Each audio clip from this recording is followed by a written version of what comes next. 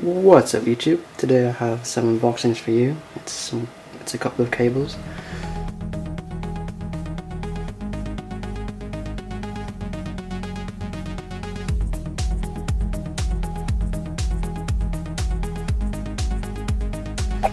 First of all, I have a Belkin Thunderbolt to HDMI cable.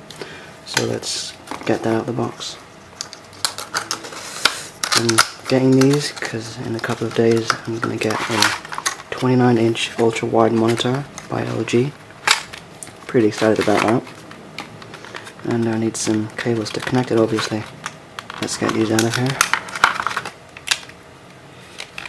Let's see what we get. Well, it is pretty straightforward. Now we've got some instructions in there.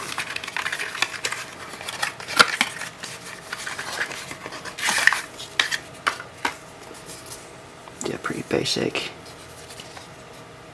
Just how to connect. And here is the star of the show. It's a pretty basic adapter. Just Thunderbolt / Mini Displayport to HDMI. Alright. Thanks for watching YouTube. Peace. Later.